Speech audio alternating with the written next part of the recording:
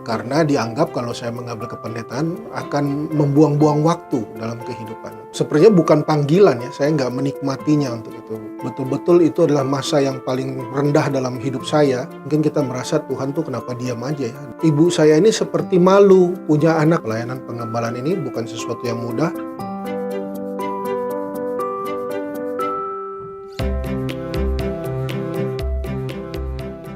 Halo, nama saya Julius Sihotang. Saya saat ini sebagai Gembala Jemaat Bukit Sentul, dan selamat datang di podcast Gereja Masehi Advent Hari ke-7 Bukit Sentul. Saat ini saya melayani sebagai Gembala Jemaat, dan puji Tuhan bahwa melalui kesempatan ini saya rindu untuk menyampaikan kesaksian bagaimana Tuhan begitu baik bagi hidup saya. Yang mau saya ceritakan adalah bagaimana proses saya, panggilan saya menjadi seorang hamba Tuhan sebagai pendeta. Di awal-awal ketika saya mengambil keputusan untuk menjadi seorang pendeta, saya menghadapi kendala. Karena pada saat itu saya sempat berkuliah mengambil jurusan akuntansi, ekonomi di Universitas Advent Indonesia sampai selesai, sampai mendapatkan gelar sarjana. Dan kemudian terjadi satu peristiwa di mana ada sahabat saya, almarhum Adi Karsum, yang bicara kepada saya, dia memiliki kerinduan untuk berkuliah lagi mengambil program magister kependetaan ministry di UNAI yang saat itu baru buka.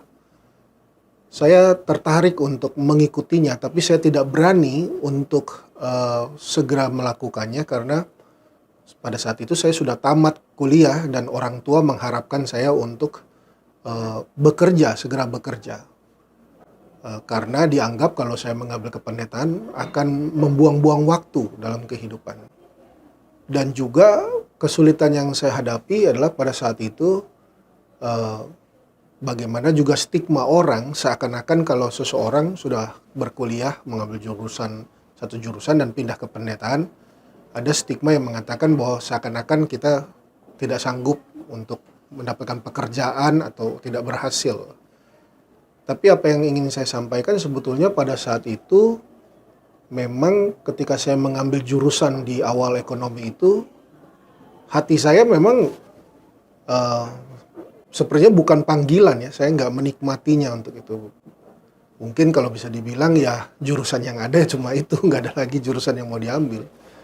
Nah, tapi saya merasa bahwa itu bukan panggilan saya sampai saya tamat. Sampai akhirnya saya tergerak hati saya untuk ketika sahabat saya almarhum Adi Karsum untuk menyampaikan keinginan dia untuk menjadi seorang pendeta. Saya bergumul, saya nggak berani mengambil keputusan. Sampai akhirnya dalam pergumulan saya itu saya mendapatkan mimpi ya, ada 3 kali mimpi yang saya yakini bahwa itu adalah panggilan Tuhan bagi saya untuk melayani Tuhan. Ketika saya sampaikan sama orang tua, terjadi satu reaksi ya, penolakan yang cukup besar. Karena bagi orang tua melayani Tuhan itu nggak harus jadi pendeta. Jadi sebagai ekonom juga, bergerak di ekonomi atau dalam pekerjaan apapun, kita bisa melayani Tuhan. Nah, sebetulnya yang akhirnya saya tahu bahwa orang tua itu menyampaikan bukan karena dia keberatan, cuma dia mau mengetes, menguji supaya pilihan saya itu bukan dasarnya emosional, tapi memang betul-betul pertimbangan. Artinya kalau dia sedikit mungkin meragukan saya untuk mengambil kependetaan itu, artinya kalau itu betul-betul iman saya akan terus pada panggilan saya dalam pelayanan. Dan puji Tuhan setelah sekian tahun lamanya saya ambil pendidikan, orang tua mendukung, sampai akhirnya tamat dan saya mulai melayani. Pertama kali saya melayani di namanya Yayasan Advent Peduli Indonesia atau YAPI. 1 tahun saya lamanya di sana, bergerak, saya melayani sebagai seorang administrator. Tapi terjadi lagi masalah ya, satu masalah. Saya juga berpikir masalah itu membuat ada dalam peristiwa hidup saya mungkin sedikit membuat satu beban ya dalam kehidupan saya yang membuat saya pada saat itu, karena pada waktu itu juga bersamaan saya berduka karena kehilangan abang kandung saya. Jadi betul-betul itu adalah masa yang paling rendah dalam hidup saya, adalah masalah dalam pekerjaan, pelayanan, udah itu dalam kedukaan. Pada waktu itu sempat juga saya mungkin stres dan bisa dibilang depresi ya. Kenapa? Karena tekanan yang luar biasa terjadi dalam kehidupan. Saya kadang bertanya, kenapa Tuhan, kalau memang saya dipanggil sebagai hamba Tuhan, kenapa dibiarkan saya seperti ini? Gitu.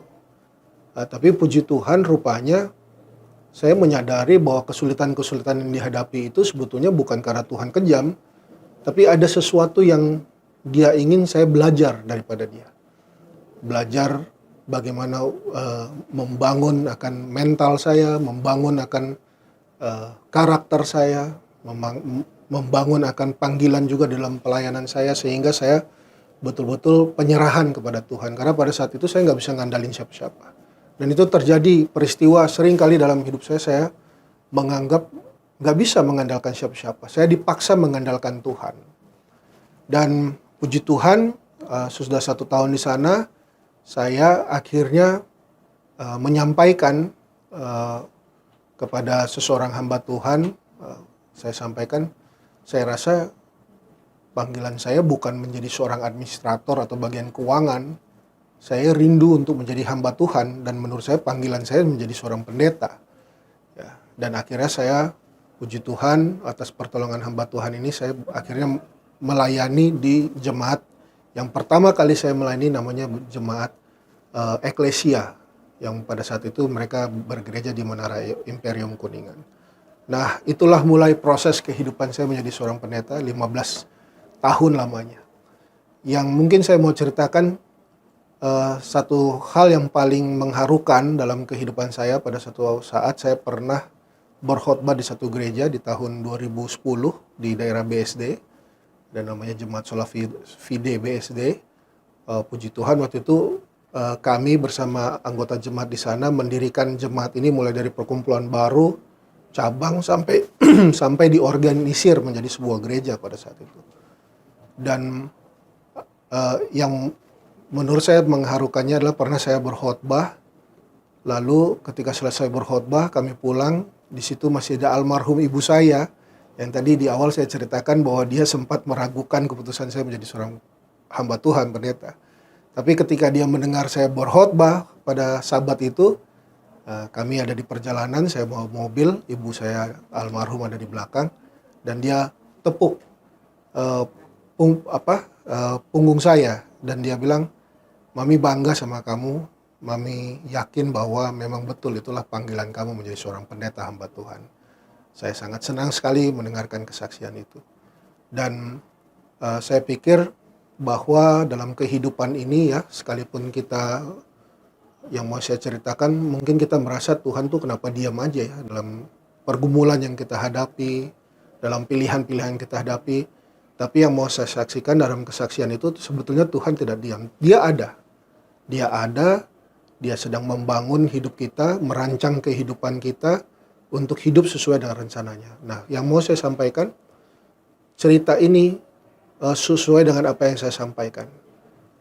Ibu saya pernah bercerita sesudah saya jadi pendeta. Kami ada 6 bersaudara. Jadi saya anak yang ke-6, saya anak bungsunya, saya anak ke-6. Jadi waktu itu kami tinggal di Unai karena papa saya adalah dosen, mama saya guru di sana. Lalu waktu hamil anak ke-6 yaitu saya, ibu saya ini seperti malu punya anak karena sudah punya anak 6 ya, mau punya anak ke-6 karena terlalu banyak anaknya. Jadi dia mungkin ya, almarhum papi saya sempat melihat mami saya ini seperti punya lain dia, seperti dia menyibukkan dirinya olahraga, buat kegiatan dan lain-lain, sehingga almarhum papi saya merasa bahwa ada keinginan mami supaya janin yang dikandungnya ini nggak jadi atau gugur ya, karena dia malu waktu itu kalau punya anak banyak. Nah, tapi almarhum papi saya bilang sama mami saya, dia tunjuk ke perut mami saya, dia bilang, "Kamu jangan macam-macam ya, anak di dalam kandunganmu ini kelak akan dipakai oleh Tuhan." itu jauh sebelum saya lahir dunia ini. Tapi dengan apa yang disampaikan oleh almarhum papi saya kepada mami saya, ini saya sudah menjadi pendeta yang diurapi. Jauh sebelum saya ada pada saat ini, rupanya orang tua saya sudah mendoakan saya menjadi seorang hamba Tuhan. Dan semua cerita yang saya ceritakan pada saat itu adalah semua rangkaian benang merah bagaimana Tuhan memanggil saya menjadi seorang pelayan dan hamba Tuhan. Saya mengingat bagaimana Nabi Yesaya, dia menyerahkan hidupnya untuk mengatakan, inilah aku, utuslah aku. Dan saya mau memegang ayat itu bahwa jauh sebelum saya lahir, Tuhan sudah memanggil saya menjadi pelayan Tuhan. Itulah yang selalu menjadi pegangan saya menghadapi kesulitan dalam problema, dalam pelayanan, penggembalaan. Saya selalu ingat pesan ibu saya, ingat panggilan pelayananmu. Ingat panggilan Tuhan kepadamu. Dan itulah yang membuat saya untuk tetap menyerahkan hidup saya kepada Tuhan dalam pelayanan penggembalaan ini. Bukan sesuatu yang mudah, tapi dengan Tuhan membuat segala sesuatu menjadi mudah adanya, menjadi segala sesuatu tidak ada yang mustahil. Mungkin itu yang bisa saya saksikan, dan semoga kesaksian ini menjadi berkat bagi Bapak Ibu, saudara-saudari sekalian. Ingat bahwa Tuhan selalu hadir, karya Tuhan itu sudah terjadi dalam kehidupan kita jauh sebelum kita lahir, dan rancangan Tuhan adalah rancangan damai sejahtera.